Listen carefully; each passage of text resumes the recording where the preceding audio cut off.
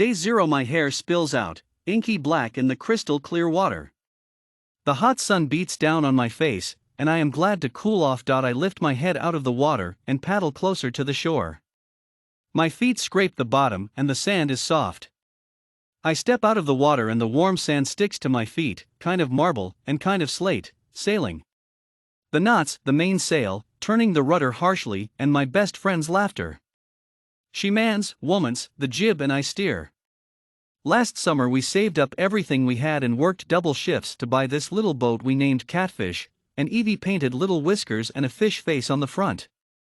Her delicate calligraphy and artistic skills shine through in our boat. Meanwhile, my artistic contribution consists of splattering yellow and orange and rustic wheat-colored paint across our hull and over the sides.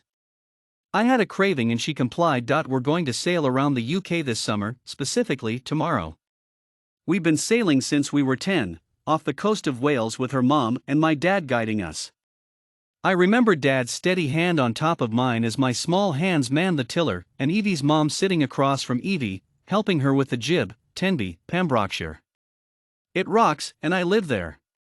When you think UK, you think England, so you think rain.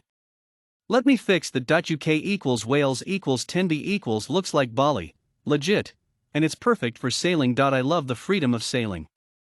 The wind in my hair. I love the speed I can get on the water.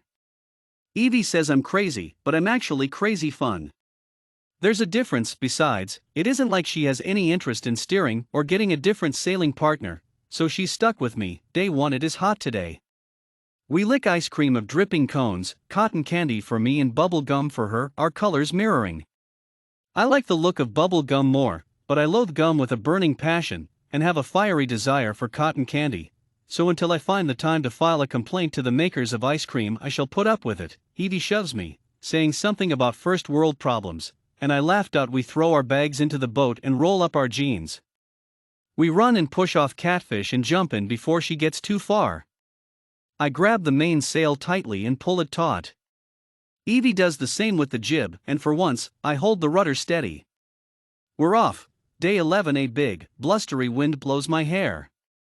Evie drops the anchor down, and I secure her swimming braid. She says something about how her little brother could do better, and her braid is flawless, and I smile sweetly and push her into the water. She comes up laughing and, before she can splash me, I dive into the cool water. Something brushes my ankle, and I look down. Jellyfish. Lion's mane jellyfish are poisonous, but it isn't fatal. It stings though.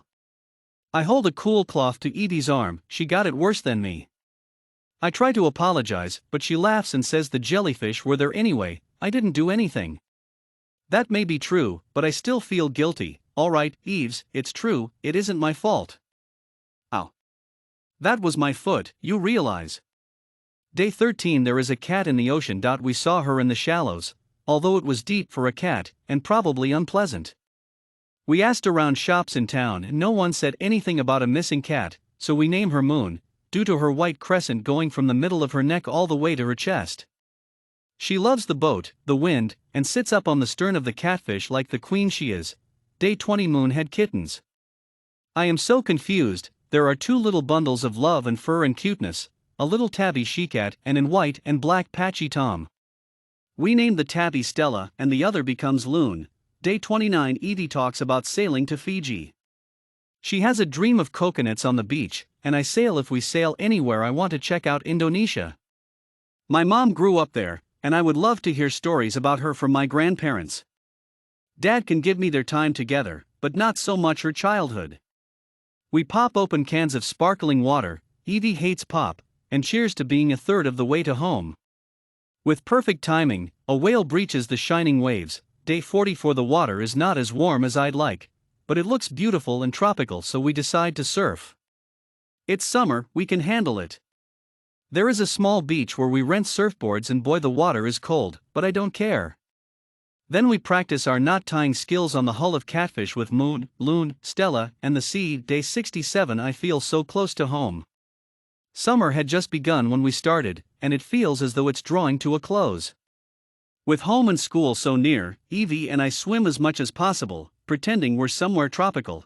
Day 77 leatherback turtles swim not far from the Catfish. I feel especially lucky as they are both mine and Evie's little brother's favorite animal. She hands me the jib and hang on tightly as she takes a picture with them in the background. Day 82. I am beginning to see some trademark signs of Wales. My hair is stiff with salt as I write this, and I can taste the pink salt and black pepper fighting the deliciousness of the tomato almost hard enough to overpower it. Who am I kidding? I love salt. Day 101. We arrived home today. We were hurried into dresses. White ones. Matching ones. The wedding was so beautiful. Evie and I were her mom's bridesmaids and her little brother was the ring bearer. Her little cousin was the flower girl, and my dad's best friend was his best man. School has already started, Evie and I missed a bit, but how could I be sad about my current F in math?